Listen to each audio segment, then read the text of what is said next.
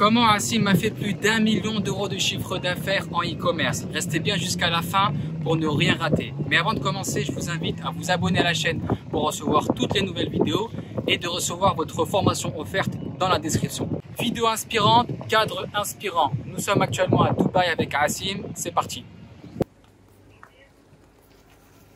Yes, sir. Welcome on board, sir. Thank you. Bismillah. Wow. Ah ouais, là c'est plutôt pas mal. Allah m'abarque.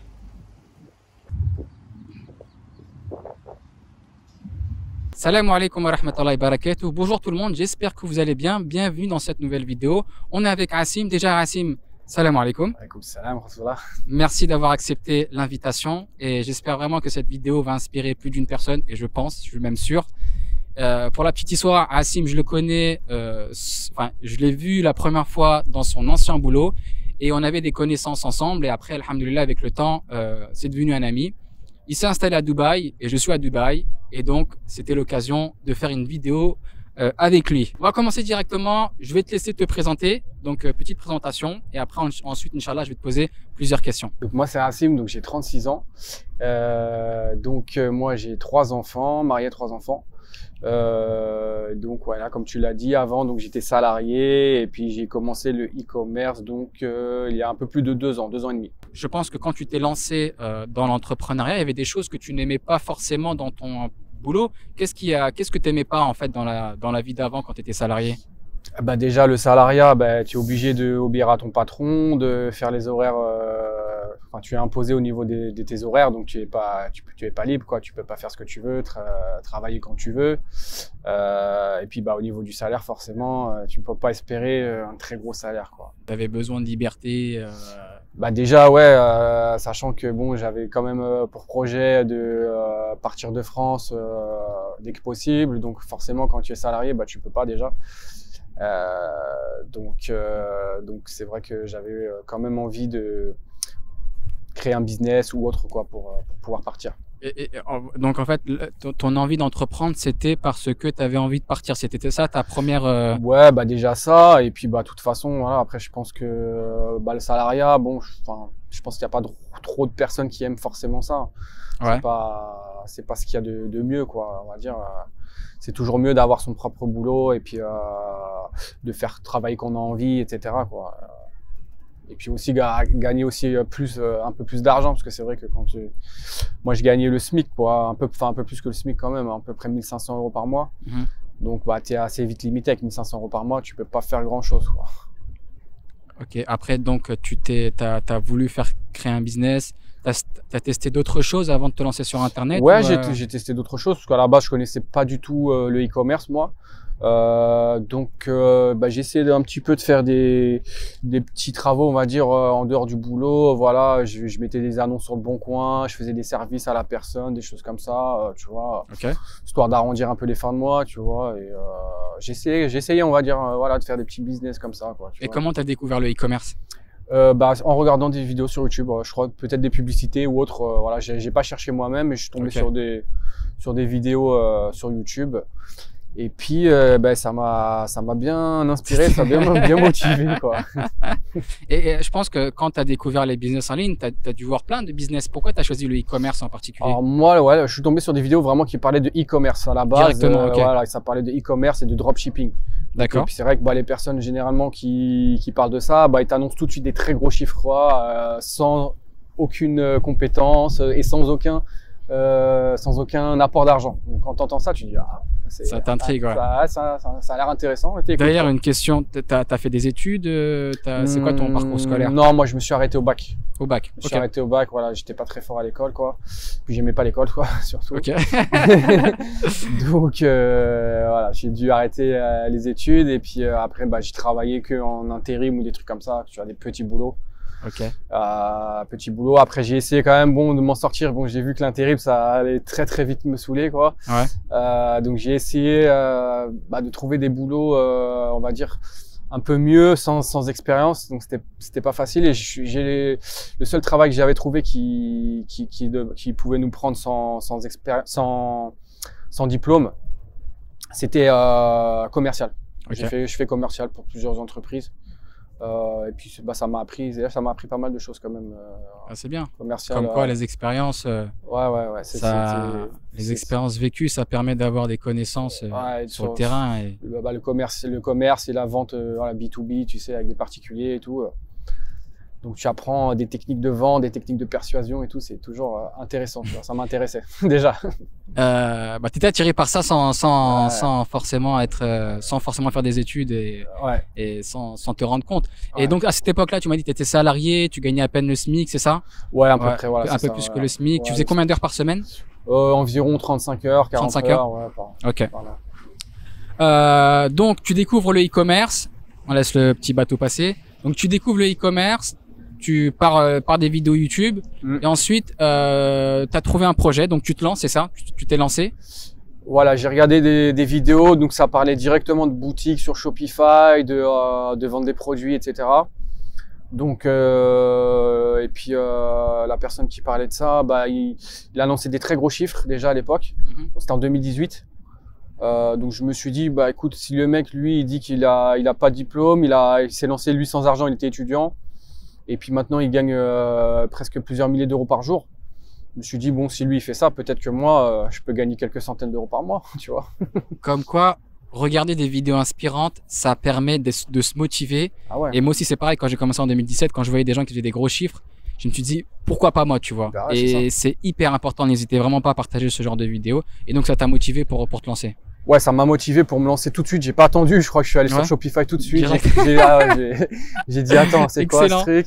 Je suis allé sur Shopify. Hop, j'ai mis mon adresse mail. 14 jours gratuits. J'ai dit, c'est bien. Pendant 14 jours, je vais m'entraîner à faire une boutique.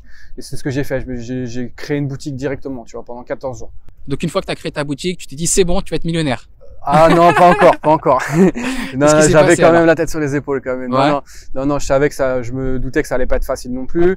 Donc après, ce que préconisait dans les vidéos YouTube, c'est généralement de faire du Facebook Ads. Donc, parce qu'une fois que tu as ta boutique, c'est bien, ok, tu as une belle boutique, ok, pas de problème. Après, il faut attirer du trafic sur ta boutique. Donc là, généralement, on vous dit, faut aller sur Facebook et puis faire des publicités et payer donc un petit peu et puis essayer de vendre comme ça.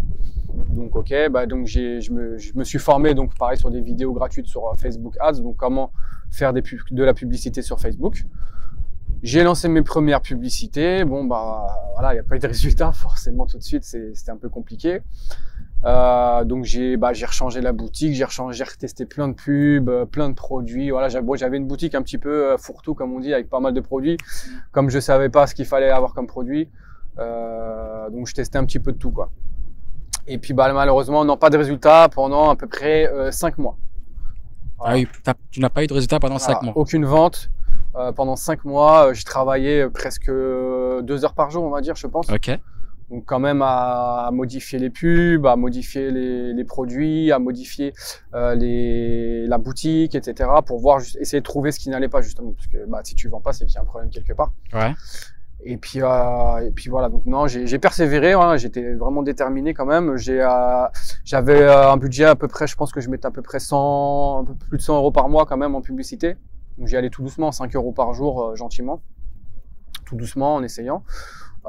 Puis voilà, c'est vrai qu'au bout de 5 mois, je me suis dit bon là, ok, là il y a un problème. Je pense que c'est ni la pub ni le site, là il y a un gros problème, là ça va pas. Il y a un truc que tu comprends pas, que tu n'arrives pas. Ouais. Il y a un truc qui va pas, donc je me suis dit bon, allez.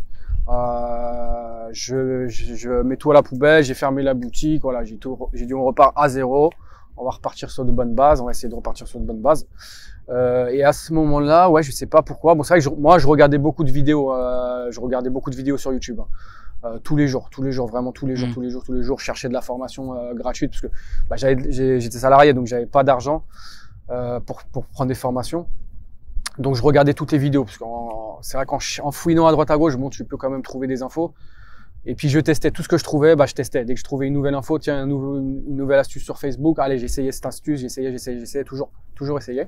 Première boutique, pendant 5 mois, Facebook Ads, pas de résultat. Ok, qu'est-ce que tu as fait au bout de 5 mois? Pas de résultat, donc je réfléchissais, je regardais plein de vidéos toujours.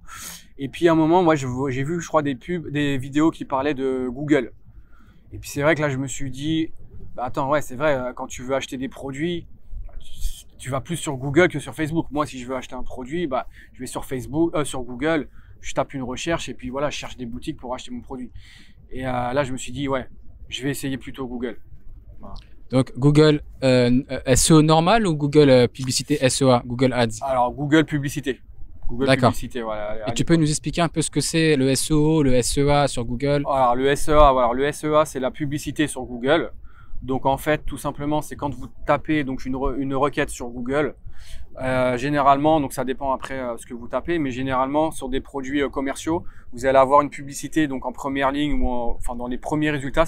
Ce que vous voyez, c'est écrit en petit annonce. Donc ça, c'est des gens qui payent pour être là justement sur Google.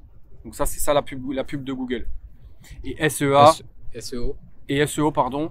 SEO, donc c'est ce qu'il y a en résultat en dessous. Donc là, c'est les gens qui ne payent pas, qui sont affichés naturellement par Google. Donc là, c'est Google avec son algorithme qui détermine quel site répond le mieux à cette requête-là. Ok. Et donc, toi, tu as commencé à découvrir Google Ads. Qu'est-ce que tu as fait? Tu as créé ta boutique Voilà, là, j'ai créé une nouvelle boutique. Voilà, j'ai essayé de réfléchir un petit peu donc sur plutôt une niche plutôt qu'une boutique avec plein de produits généralistes. Voilà, et je me suis dit, bon, on va essayer de trouver une niche plutôt. Donc, j'ai fait ça. Je suis allé sur AliExpress en fouinant un petit peu. Voilà, j'ai trouvé un produit qui m'inspire un petit peu. Je me suis dit, ouais, ce produit, je pense savoir comment le vendre. Donc, j'ai refait une boutique. Et puis, à ce moment-là, donc là, j'ai pas fait de Facebook. J'ai fait donc de la publicité sur Google Ads. Ok, tu as changé, tu n'as plus de Facebook. Tu t'es mis sur Google Ads. Voilà. Et pareil, tu t'es formé avec des vidéos en ligne. Après, tu t'es formé, ouais, dû payer une formation quelques après. vidéos. Et puis après, bon, ça me paraissait plus simple Google Ads parce que Google, en fait, voilà, t'as pas besoin de réfléchir à quelle audience tu vas vouloir vendre ton produit. Là, en fait, tu te positionnes sur des mots-clés, en fait. Voilà, tu te positionnes sur un mot-clé. Donc, si tu vends des lunettes de soleil noires, bah, tu tapes lunettes de soleil noires et la personne qui va taper ce mot-clé-là va avoir ta publicité et ton site. Ok, donc tac, tac, tac, tu as fait ta boutique. Donc, tu t'es positionné sur les mots-clés principaux de ton produit. Et, principaux, pardon. Et ça a été facile ou pas de se positionner dessus? Est-ce que tu as eu directement le trafic que tu voulais ou tu as galéré? Déjà, là, j'avais un peu galéré parce que déjà à l'époque, je savais même pas faire une recherche de mots-clés. Donc, ça veut dire que moi, entre guillemets, voilà, je me disais, bon, je pense que le client va taper ce mot-clé-là. Ouais. C'est vrai que quand tu commences aussi sur Google Ads, t'as pas de suggestion tout de suite. Donc, c'est à toi de trouver les mots-clés. Donc, j'ai mis à peu près ce que je pensais. Puis bon, alhamdoulilah, ça a marché puisque je crois 2 semaines après, j'ai dû avoir ma première vente. Ok, 2 semaines après, bah, c'est plus rapide que 5 mois. Voilà, là, je me suis dit, on tient quelque chose, là, c'est bien. Et là, t'as pas lâché, là, t'as continué. Et là, voilà, là, par contre, là, ça m'a motivé. Dès que j'ai eu la première vente, là, j'étais super content. Je me suis dit, c'est parti. J'ai crié et puis l'idéal est là, on va vraiment bosser. Je vais améliorer la boutique parce que la boutique, elle était pas encore très très bien. Là, ça m'a motivé pour vraiment aller améliorer la boutique et puis vraiment bosser quoi sur les mots-clés, sur tout le reste quoi. Super, machallah. D'ailleurs, regardez la vue, machallah, elle est incroyable. Là, petit coucher du soleil, c'est vraiment magnifique. Bah super. Tu vends combien de produits sur ta boutique? Alors moi, c'est une petite niche, donc j'ai seulement une quinzaine de produits, on va dire à peu près. Et le prix moyen des produits que tu vends? Et le prix moyen, c'est à peu près 80 €. 80 €. Parce qu'il faut quand même savoir que ça soit d'ailleurs sur Facebook ou sur Google Ads, bah la publicité tu la payes. Donc il faut essayer quand même d'avoir, moi je conseille d'avoir des produits toujours peut-être plus de 50 €. Après avoir des produits aussi d'entrée de gamme, c'est bien. Moi j'aime bien avoir des produits entrée de gamme dans les 30, 40, 50 €. Et puis des produits un peu plus haut de gamme dans les 100, 200 €, c'est bien, ça t'augmente aussi ton panier. Parce qu'il faut comprendre que quand quelqu'un clique sur sa publicité, il a encaissé de 10 € environ. Donc juste cliquer sans acheter, c'est ça? Alors quand quelqu'un il clique, non, le clic c'est à peu près entre 20 et 30 centimes sur Google. D'accord, ok. Et après, mais il te faut à peu près 10 € pour déclencher une vente. Ah d'accord, ok, d'accord. En moyenne 10 € par... Je crois que ça fait 50 personnes, voilà, 50 clics, quand tout va bien. Ok, ça marche. Ok, bah super. Et donc, la fameuse question. Donc, depuis ta boutique, tu as commencé cette boutique-là, tu l'as commencé à combien de temps? En septembre 2018. Septembre 2018. Donc, depuis septembre 2018 jusqu'à maintenant, combien tu as réalisé en chiffre d'affaires? Alors là, je suis quasiment à 1 million d'euros là. Quasiment à 1 million d'euros. Machallah, Allah mabarak. N'oubliez pas de dire Allah mabarak. Bah super, franchement, félicitations parce que je t'ai félicité plusieurs fois. Merci. Mais ouais, c'est quand même un cap, c'est un gros cap. Ouais. Et ça correspond à combien de volume de vente par jour? Combien tu fais de ventes par jour? Alors après, je vais te prendre une moyenne. Parce que bon, En moyenne, bien sûr, ouais. C'était pas beaucoup. Là, maintenant, en ce moment, quand ça se passe. En ce moment, ouais, faut un peu plus de 20 ventes, 25 ventes, je pense. 20-25 ventes par jour. Ouais, à peu près, ouais. C'est super. C'est assez régulier, généralement, sur Google, c'est très régulier. C'est régulier, ouais. C'est un peu croissant quand même, ou? Voilà, il y a des périodes. Après, c'est comme le commerce, partout, que ce soit boutique physique ou commerce, voilà, il y a toujours des courbes montantes ou descendantes. Mais bon, il n'y a pas de pic à 0 et à 2000 le lendemain, quoi. C'est plutôt stable. C'est vrai que c'est la différence avec Google. Avec Facebook, pardon. Ouais. Voilà, ouais, c'est ça la grosse différence. Ouais, sur un produit, tu marges à combien à peu près? En moyenne à 50%, je pense. 50%? 50% brut, ouais. C'est pas mal, c'est plutôt pas mal. Ouais. Bah, ok. C'est ce qu'il faut. Ouais, c'est l'objectif. Ouais. Le mieux, c'est quand même voilà 2 à 3 minimum, pas en dessous de 50%. C'est-à-dire que tu retires, en fait, moi, ce que j'appelle la marge brute, c'est vraiment, t'enlèves tout sauf les impôts, tu vois. Vraiment, t'enlèves le produit, le prix que ça te coûte, etc. Tu vois. Ah non, moi je te parle vraiment juste, le produit. Voilà, j'achète moi le produit. Par exemple, je l'achète 25 euros, je vais le revendre 50 euros. D'accord, ok. Mais je compte pas la pub, je compte pas. D'accord, ok. Donc tu dois être à 40, à peu près 30 ou 40 de marge nette. À peu près 30-35%. Ouais, je pense, ce qui est plutôt pas mal. Ouais. Quelles sont les stratégies que tu as mis en place? À part, donc tu t'es positionné sur Google, mais sur ton site, qu'est-ce que tu as mis en place, des stratégies marketing qui t'ont permis, selon toi, de bien vendre, tu vois? Parce que c'est pas seulement parce que là, on a l'impression que juste tu te positionnes, etc. Non, je pense que tu as mis en place des stratégies qui te permettent de vendre et de donner confiance aux clients et qu'ils achètent, parce que qu'est-ce que tu as mis en place? Bien sûr. Alors, déjà, essayer d'avoir, bien sûr, là-bas, c'est une boutique qui est propre, qui est bien ordonnée, qui est lisible, voilà, pas mettre des pop-up partout ou des trucs partout. Essayer de faire des collections aussi, ça c'est important. Moi je trouve, au début je faisais pas ça, je pense. Mettre des collections pour aider le client, parce que le client, ce qu'il veut, lui il veut acheter à la base sur Google, il est là pour acheter. Le client il cherche un produit, faut l'aider dans sa recherche, parce qu'il cherche peut-être quelque chose d'assez précis, si c'est des produits qui ont plusieurs fonctions ou autres. Donc faire par exemple des textes de vente bien aérés, avec des points pour expliquer les fonctions du produit correctement. Pour que aider le client à trouver le produit rapidement, mettre des belles photos, etc. Et ensuite, bien sûr, trouver des offres marketing intéressantes pour que le client achète aussi. Moi aussi, et en plus de ça aussi, donc moi après, j'ai fait du stock en France pour pouvoir proposer aussi une livraison rapide.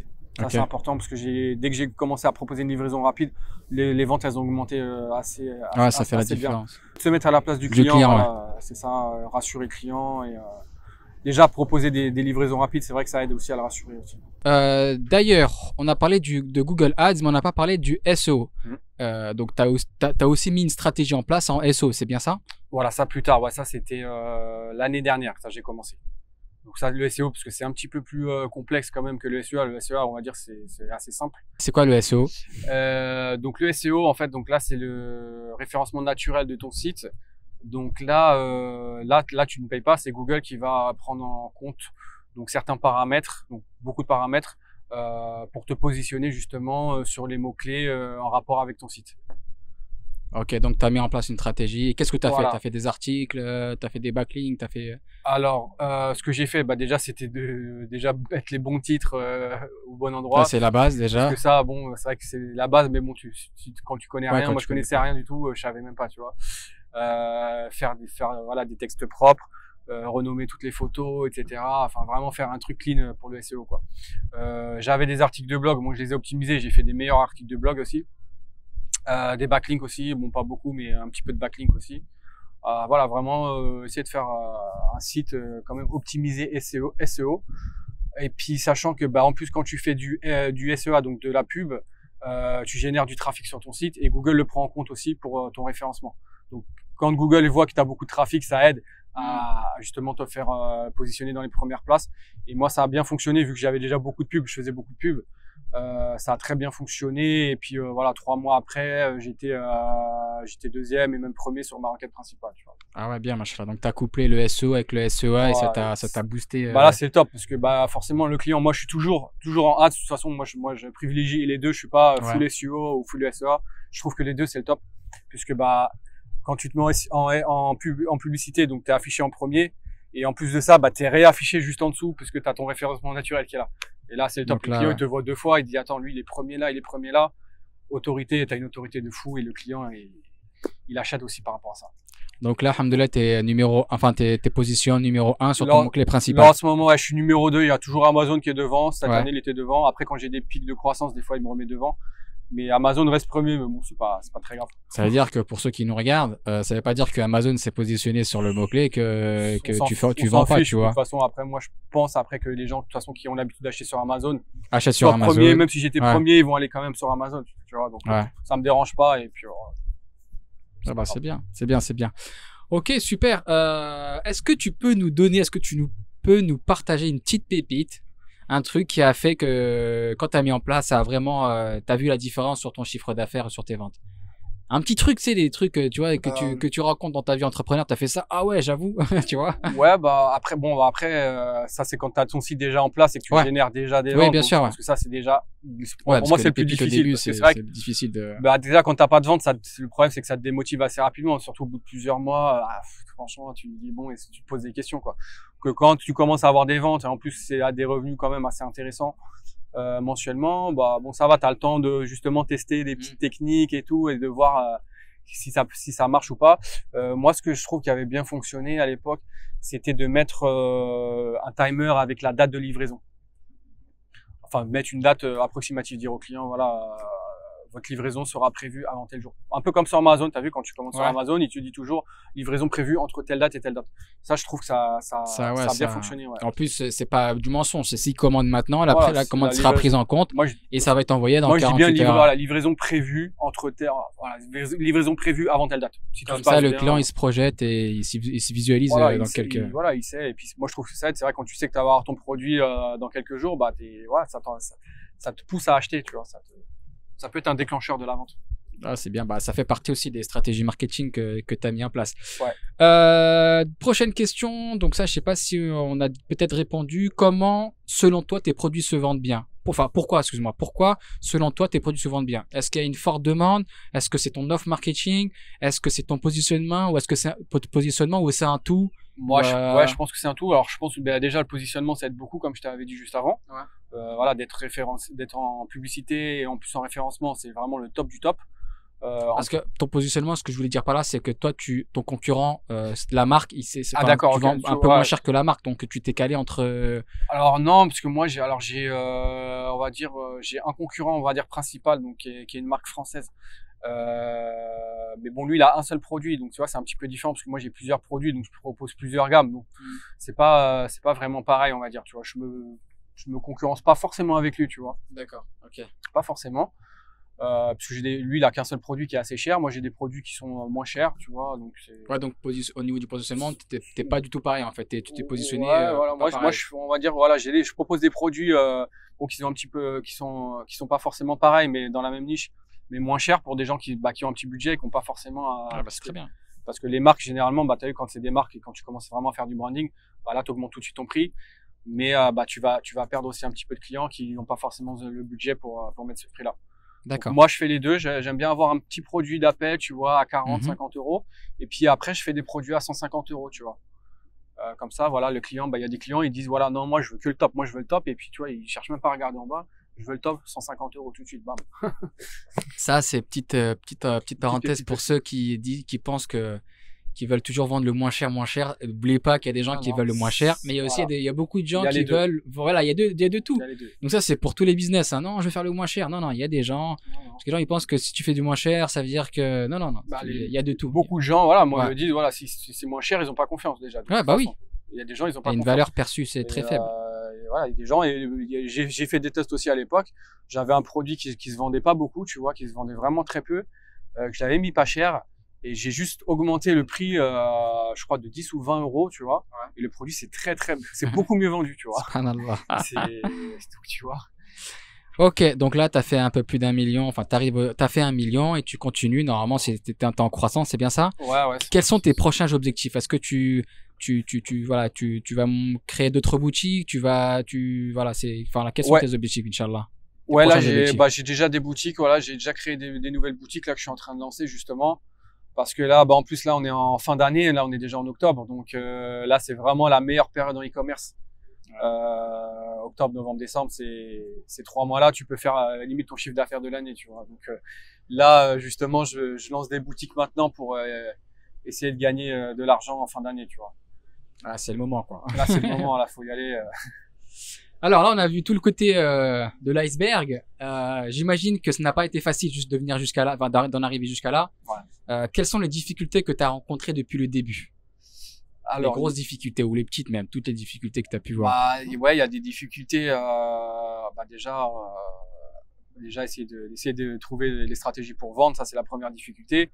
On va dire après, une fois que tu arrives un petit peu à vendre, bah, il va falloir trouver aussi des fournisseurs sérieux, trouver de la bonne qualité aussi, donc tester les produits. Parce que bah après ouais, c'est vrai, quand tu commences à vendre, aussi à avoir du volume, bah tu as des retours des clients, bah tu t'aperçois bah des fois qu'il y a certains produits qui reviennent plus, donc tu te dis là il y a des problèmes de qualité, donc il faut changer de produit. Les problèmes bah, de stockage aussi, de livraison, c'est vrai quand tu as beaucoup de produits, bah des fois il y a des pertes de colis, il y a cette problématique là.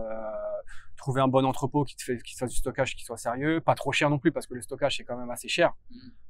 Et puis bah nous on a un produit à vendre, on veut garder une bonne marge quand même. Ouais, c'était surtout ça les produits. Je gérais les commandes. Tu sais, quand tu as beaucoup de commandes en fin d'année, tu as ton site qui pète. Bah, faut essayer de gérer toutes les commandes en même temps, c'est dur. Le SAV aussi, j'avais oublié. Ouais, tu me Alors disais, le SAV, voilà, parce que c'est vrai quand tu commences à avoir un volume de vente important, tu as un volume de mails aussi très important. Ouais. Donc des fois, ça peut aller à plus de 100 mails par jour, tu vois. Ah ouais, c'est énorme. Donc et là, il faut que tu trouves aussi, bah là, tu peux pas y répondre. Moi, j'y répondais au début, mais au bout d'un moment, bah, tu satures des mails, quoi, tu vois. 100 mails par jour, c'est pas possible. Donc il faut que tu trouves une personne compétente, essayer voilà, d'engager quelqu'un qui puisse bah, y répondre correctement. Ok. Bah, c'est les galères du business et de l'entrepreneur, tu vois. C'est d'améliorer, de trouver, de chercher et de recommencer à chaque fois. Ok. Quelles sont selon toi les clés, parce que là on va parler d'entrepreneuriat de manière générale, quelles est selon toi ou quelles sont les clés de la réussite pour réussir? Alors moi je dirais surtout bah, en premier plan pour moi c'est la détermination, la motivation et aussi je pense aussi aimer ce que l'on fait. Ouais, pour moi, très intéressant. Ouais. Pour moi c'est ça qui fait la différence et aussi de ce que je vois bah, des gens qui ont réussi, des gens qui font pas mal de chiffres. Généralement, c'est des gens qui aiment ce qu'ils font. Ils sont passionnés par ce qu'ils font. Ils sont passionnés par ça et c'est ça qui les aide bah, à beaucoup travailler parce que c'est vrai, faut pas se mentir. Déjà à l'époque, je travaillais vraiment beaucoup. Une fois que même quand je me suis mis, quand j'ai quitté mon boulot et que j'ai commencé à m'y mettre à plein temps, voilà, je travaillais beaucoup. Hein, je restais toute la journée, même des fois la nuit en plus à travailler, tu vois. C'est ce que vous ne voyez pas derrière les vidéos. Ça nécessite beaucoup de travail pour arriver à ce genre d'objectif. Et donc, selon toi, donc c'est la passion. Le travail, du forcément, travail. parce que quand tu vas devoir rester 10 heures devant ton PC, si ça, ah oui, grave. Si t'aimes pas ça, bah, tu vas pas le faire pendant longtemps, quoi. Se fixer des objectifs. Après, ça rentre dans la détermination. Donc, une fois que tu as fixé ton objectif, t'es déterminé, tu veux pas lâcher l'affaire. Motivé, ouais. Ok, on arrive bientôt à la fin, mais c'est pas fini. Quel conseil donnerais-tu à des personnes qui veulent se lancer dans les business en ligne et plus particulièrement dans le e-commerce? Est-ce que le e-commerce est mort? Est-ce qu'il y a encore de la place? Est-ce que Amazon prend tout? Alors non, pas du tout. Donc là, bon, pour moi, le e-commerce c'est vraiment en plein essor justement. Là, en ce moment, de toute façon, la cote elle est grimpante tout le temps dans l'e-commerce et au contraire, les boutiques physiques eux, commencent à perdre beaucoup de chiffre d'affaires. Donc je pense que c'est vraiment maintenant qu'il faut se lancer. C'est maintenant qu'il y a énormément de marchés à prendre encore. Enfin moi je suis sur Google, mais sur Google c'est pareil, il y a énormément de marchés, énormément de niches qui sont pas prises encore. Donc c'est le moment vraiment de se former, de commencer rapidement. De se lancer. Tout simplement. Voilà, vous avez écouté les conseils de tonton Hassim. Ok, donc maintenant tu es installé à Dubaï, c'est ça? Ouais. Et comment tu trouves Dubaï? Ah bah Dubaï c'est le top, franchement il n'y a rien à dire. Hein. Ah, qu'est-ce qu'il y a Bon, c'est vrai qu'il faut. Quoi, ouais, justement, qu'est-ce qu'il y a à Dubaï? Pour ton business, pour ta famille, pour toi, voilà, qu'est-ce que tu... En fait, c'est bien pour la famille, pour le business aussi. Donc, la famille, il y a tout. Il y a des écoles qui sont top pour les enfants. On peut choisir l'école qu'on veut, les cours qu'on veut pour les enfants. Nous, on peut se divertir comme on veut aussi. Maintenant, là, on est en train de se divertir. Tu peux faire du bateau, tu peux faire du quad dans le désert, tu peux faire ce que tu veux. Il y a plein d'activités. Nous, bon, on est des musulmans aussi, bah, on a des mosquées partout, Alhamdulillah, ouais. on peut prier où on veut, quand on veut. Et pour le business, c'est top aussi parce que c'est vrai qu'ici, bah, tu vois, peut-être qu'en France, on peut se dire qu'on est quelqu'un d'important, on fait de l'argent, mais ici, on fait rien du tout, tu vois. Ici, on est des tout petits, tu vois. C'est clair. Donc c'est bien, c'est inspirant, ça nous donne envie d'aller plus loin et de faire plus, quoi.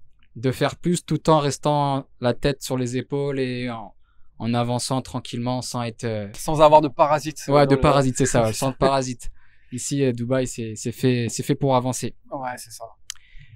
Écoute, qu'Allah te récompense, Barakallahu fik, Merci. sincèrement, d'avoir partagé toute ton expérience. Et j'espère, comme j'ai dit au début de la vidéo, que ça va inspirer plus d'un. En tout cas, moi, ça m'a motivé, donc c'est bon. La vidéo, elle est carrée. Et qu'Allah aussi récompense toutes les personnes qui vont être motivées par ta cause, ceux qui vont atteindre leur objectif, comme faire la hijra, comme simplement même améliorer leur situation financière. Si par ta cause, les gens qui se lancent dans n'importe quel business, et bah qu'Allah te récompense pour ça. Amin. Et qu'il te protège ainsi aussi du mauvais œil et des envieux. Donc n'hésitez pas à faire la dua pour le frère et pour tous les musulmans. Amin, toi aussi. Barakallahu fik. Et voilà, si tu as un dernier mot à dire, je te laisse la parole pour le dernier mot. Non, bah moi, comme j'ai dit, bah voilà, je conseille aux gens qui sont intéressés, qui sont attirés par l'entrepreneuriat, par le business en ligne en général, que ça soit le e-commerce ou autre chose, qu'il y a beaucoup de business en ligne maintenant. Moi, je les encourage à se lancer, à ne pas avoir peur surtout. Beaucoup de gens, voilà, beaucoup de gens réussissent. Que ce soit des petits ou des gros résultats, faut pas s'arrêter sur des chiffres. Moi, mes objectifs au début, c'était des tout petits objectifs. Faut avoir des petits objectifs par palier. Faut pas avoir des gros objectifs tout de suite. Et puis voilà, faut pas avoir peur. Moi, c'est ça que je conseille aux gens de se lancer, quoi. Ne pas avoir peur, Barakallahu fik. Soyez patient aussi, faites des invocations et testez, mesurez vos risques. Le plus important, comme tu as dit, c'est pas forcément d'atteindre le million le premier mois, mais voilà, des petits étape par étape. Voilà. Montez les escaliers étape par étape. Inch'Allah, un jour vous serez à votre sommet, parce qu'on a tous la définition d'une réussite qui est totalement différente. Ouais. En tout cas, barakallahu fik, comme d'avoir suivi cette vidéo jusqu'à la fin. Et comme je vous ai dit, n'oubliez pas de récupérer votre formation offerte dans la description. À très bientôt. Wassalamu alaikum wa rahmatullahi wa barakatuh.